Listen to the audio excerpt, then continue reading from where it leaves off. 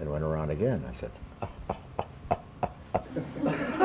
what the hell is that?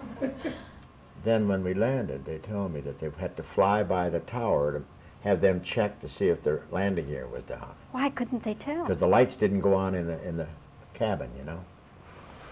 And I'm glad I couldn't understand them. I would have had a laundry problem.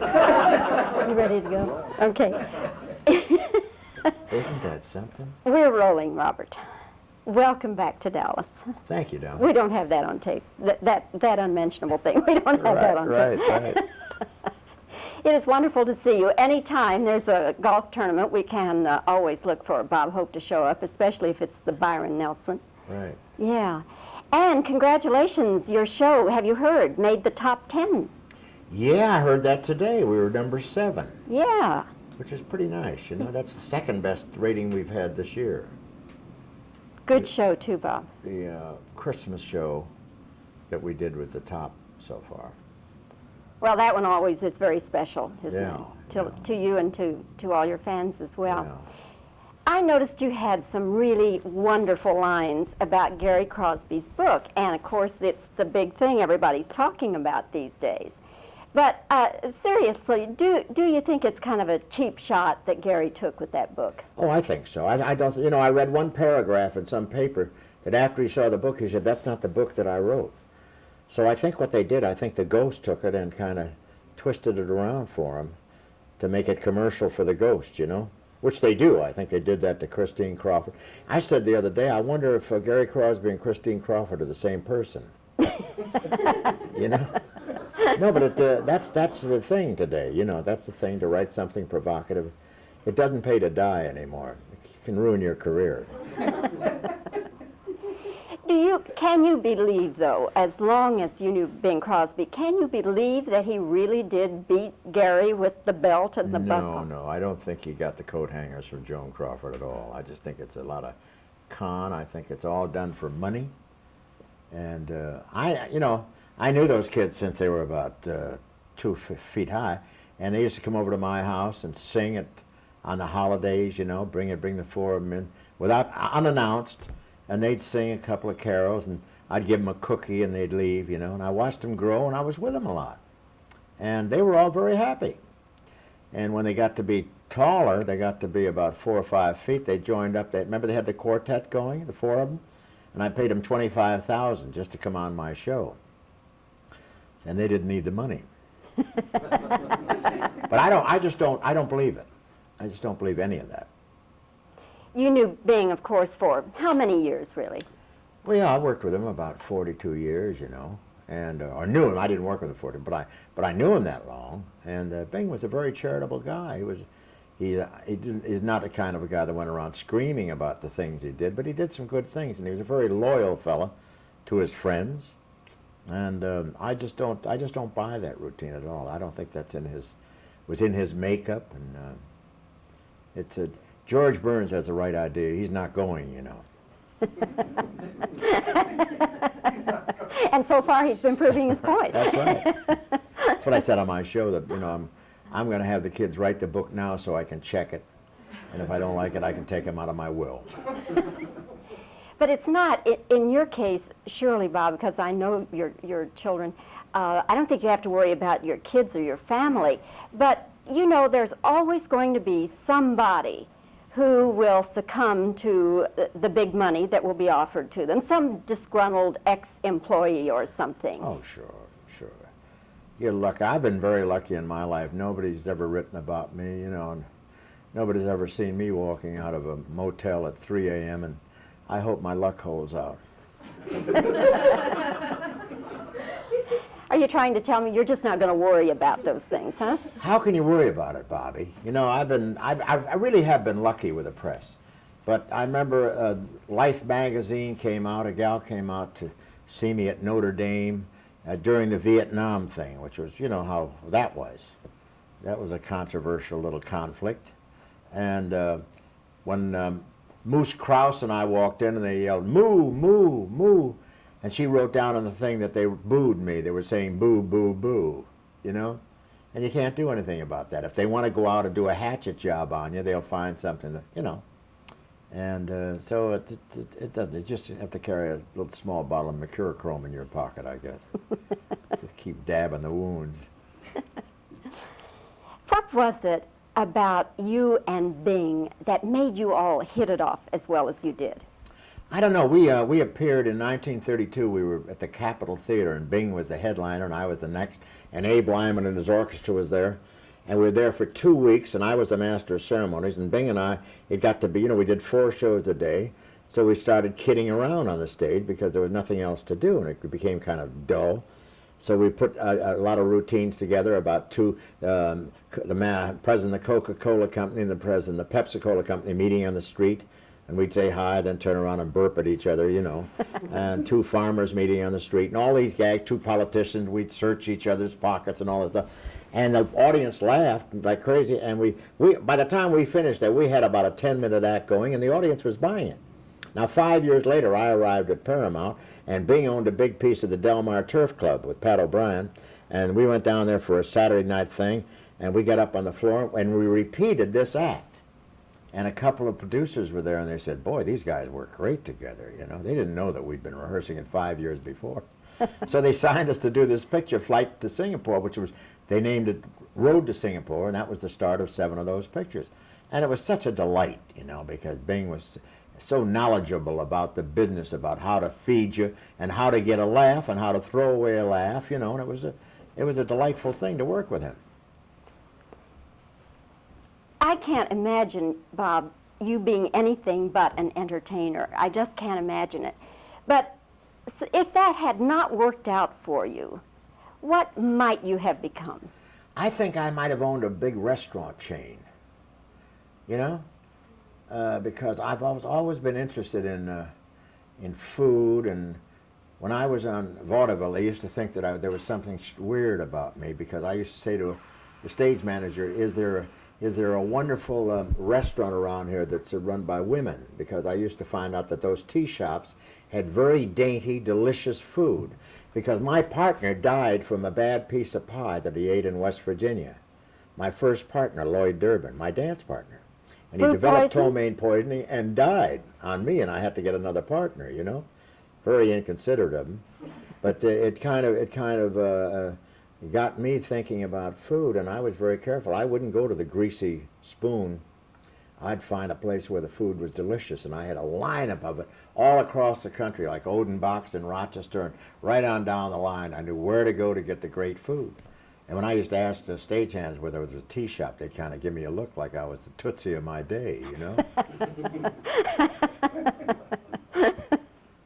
Did you ever own an interest in any restaurants? No, but I knew a lot of people that did, like Al Carter, who had this great place in Chicago, and a lot of one Chasen, I knew Dave Chasen when he started the place out there, and he was funny, he was great. He used to come along and say, how's your food? I'd say, it's okay. Well, it doesn't look good. I mean, he'd take the plate away, take it out the restaurant, throw it away, and say, give him a new steak or something, And you say, well, that's kind of considerate, but I'll starve in the meantime.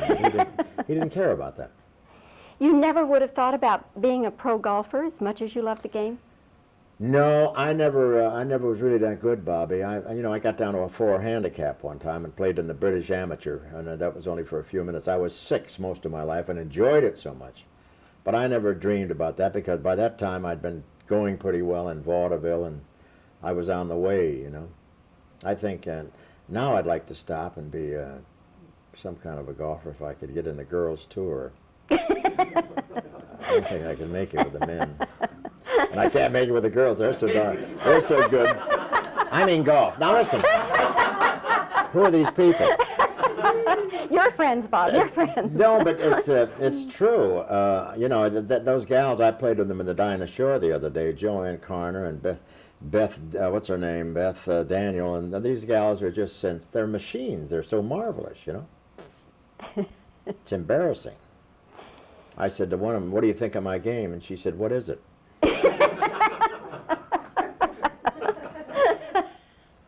Bob, we're sitting here just enjoying you tossing off these lines.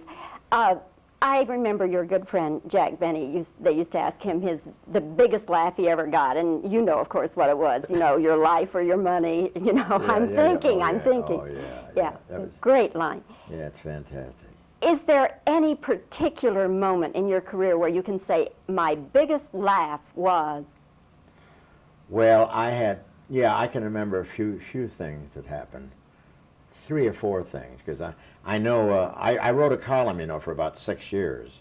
And it's because in 1944 I was playing for the White House Correspondents, and FDR was sitting there, and I said, I want to apologize for the president for some of the things I've said, like when he and Mr. Churchill were conferring on war strategy, meaning where and when will we attack the enemy and how will we keep Eleanor out of the crossfire. That was one of the biggest laughs I ever heard, and I say, I understand his dog Fallow's the only dog ever housebroken on the Chicago Tribune, which in those days, Mr. McCormick, they were arch enemies, and I've never heard bigger laughs than that. And of course from the president, who was on a dais on the side with his long cigarette holder, he just laughed, screaming, and Joe Connolly, who then head of King Features, came up to me after the show and said, you got to do a column for us. And I said, no way.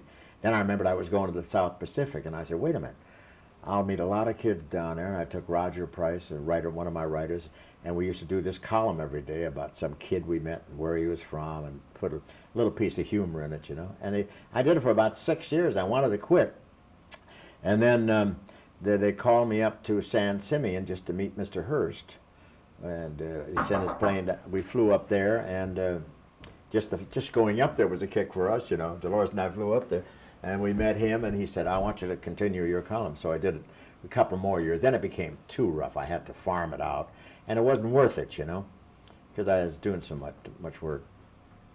Bob, what are you most proud of all these years of your career?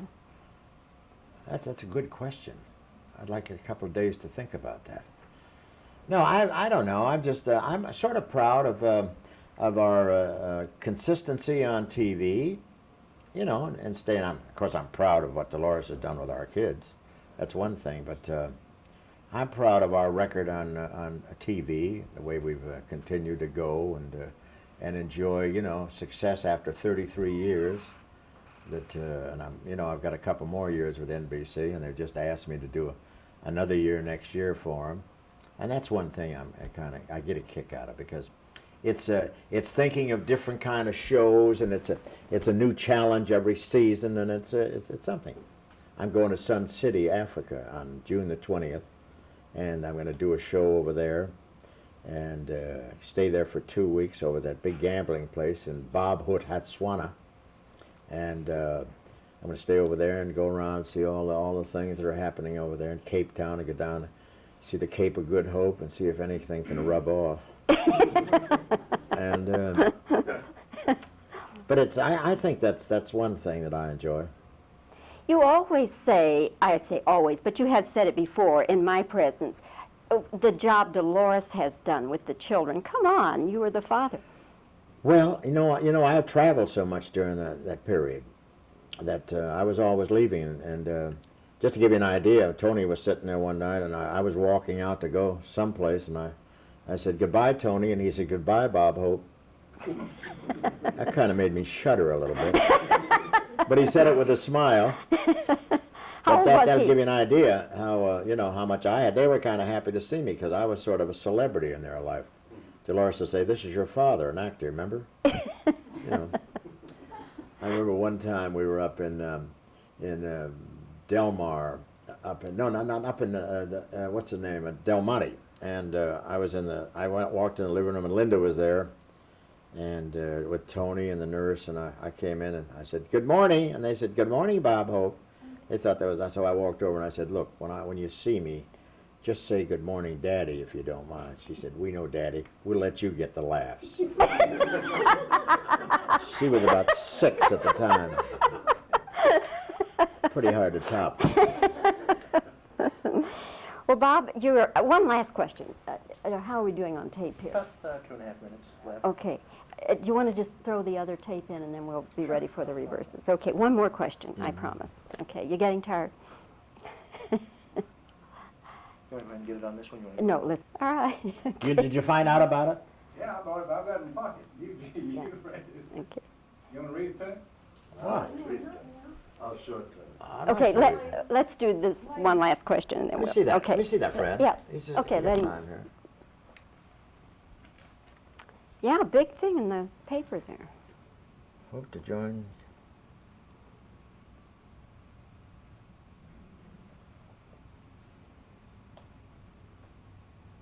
Isn't that something? Somebody got their Do you wires think crossed. they got the towns mixed or something? No, because No, because it's for the Texas Cattle Kings. yeah. Some thousand guests will enter. Recreated streets lined with I may go to this anyway. I kind of like it. Sounding better all the time, isn't it? It sure does.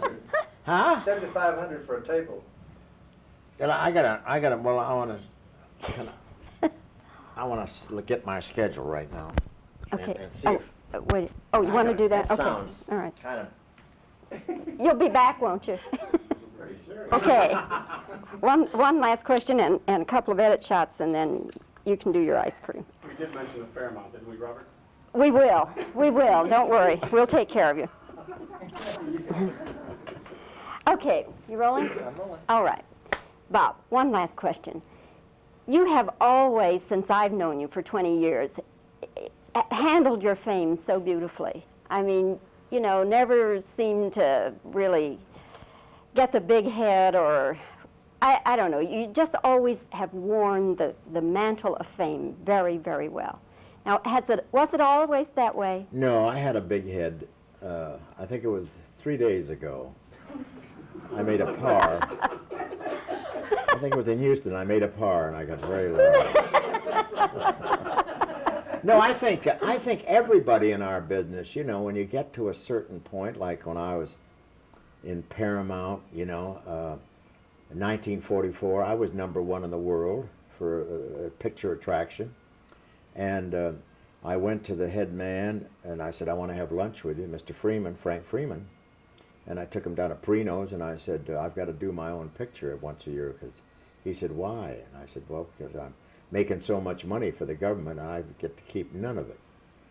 And that was about as big-headed as I ever had. He looked at me for about a minute. He said, well, I don't think we can do that. And I said, well, if that's the way you feel, I won't be around anymore. And I just announced to the press that I was suspending Paramount. In those days, they were always suspending actors, you know, and I suspended Paramount, which I thought was quite a move. That's about as big-headed as I ever got. But I did get a deal out of it. After a year, they let me hang around for a year, and finally they said, sweetheart, when are we going to have lunch, you know? Henry Ginsberg said, and we had lunch, and we made a deal. And I went back to work. Bob, as always, wonderful to see you. You're looking great. Thank you, Bob. I hope you're feeling as good as you I feel look. pretty good, yeah. Yeah. Eyes are coming along good. Yep. Yeah, they're much better. Very good. Take care, and we'll see you whenever. I hope Maybe so. Fort Worth. Maybe Fort Worth. Okay, down. Thank you, I'll Bob. check on that. Okay. Now, if you Last week for 3 days. What a spot to sneak away to, you know. enjoying the house, are you? Oh, yeah. Phyllis Diller was telling me about the time she spent with you out there. She had a ball. Yeah, but you know, she stayed one night because she did the Desert Classic Ball, and then she announced that she was coming back. Nobody asked her. And of course, everybody was delighted, and she came back, and she had her book, and she gave everybody in the place a book, you know, and they loved her. And then we have this German piano down in the reception hall. She's playing, you know how she plays. Oh, yeah. And she's down there every morning, and I came out on the veranda and I yelled down, would you consider hush money? Because I could even hear her when I was still.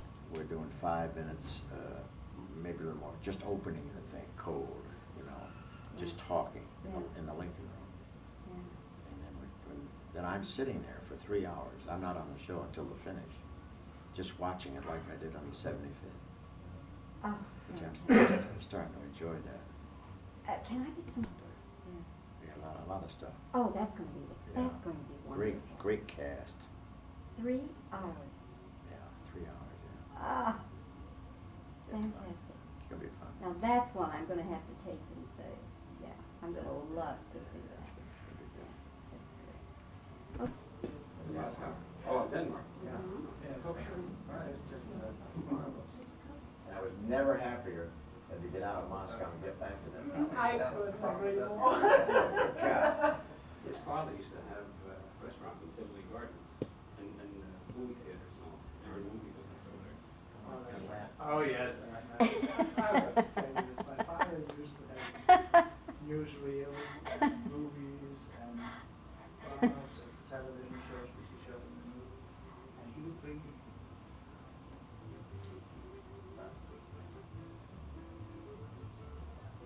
Okay, Bobbie. Anytime you're ready. Okay, now then, I'll do the questions. Hi, Mr. Beckham, how are you? Nice to see Bobbie you. Wygant. Yes, how are you? Nice to see you. Okay, we'll try to make this as quick as possible. Okay. Go on. So, Bob, the recent show was in the top 10. How about that? What's this jacket? Don't worry, I've got you only from here up. Oh. The collar looks fine. Okay.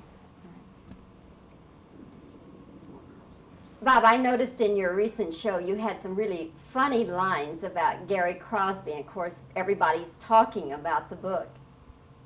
Do you think Gary Crosby's book is a cheap shot?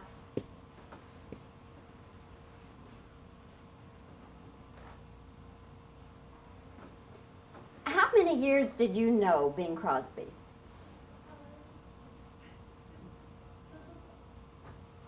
When did you and Bing first meet? Lean back? Well, no, you Oh. tilted that. Oh, I see. Okay. Okay. There we go, that looks good. Okay. When did you and Bing Crosby first meet?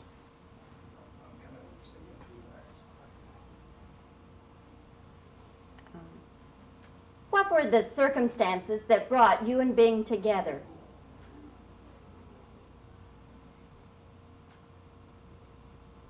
As a person, what was Bing Crosby like? As a man, how did you find Bing Crosby?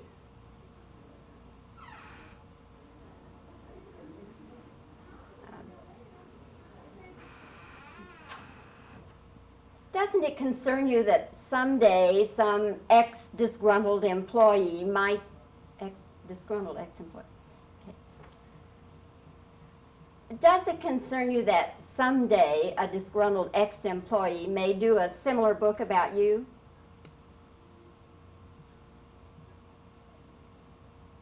Are you saying then that you just can't worry about it?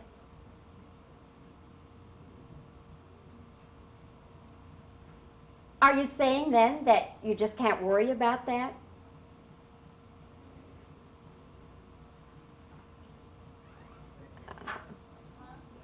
It's hard to imagine you as anything other than an entertainer, Bob, but if that had not worked out, what might you have done with your life? Had it not worked out for you to become an entertainer, what might you have done?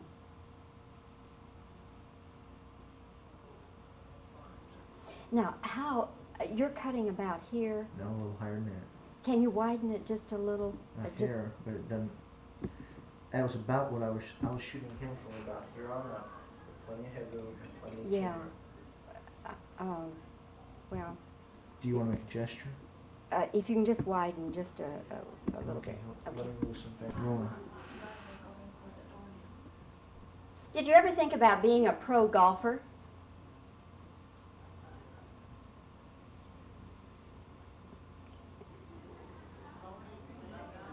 At any time, did you ever invest in a restaurant?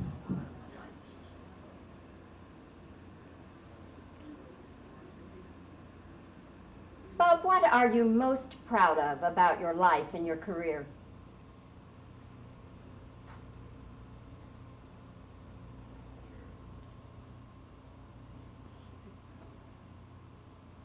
You always give Dolores the credit for the kids and the way they turned out.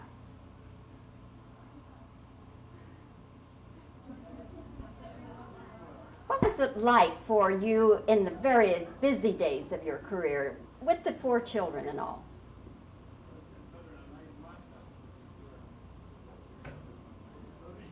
How did your children react to your fame and your celebrity?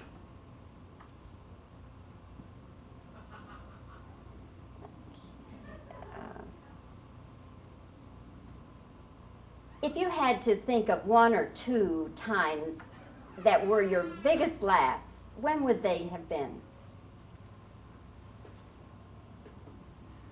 Were there any times, what was the biggest laugh you ever got in your career?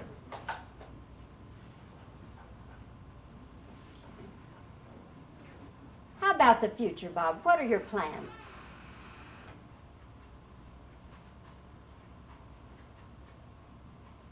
You wear the cloak and the mantle of fame just better than anybody I think I've ever met. Was that always the case? Did you ever have a problem getting the big head? Okay. I think that should do it. Okay, thank you.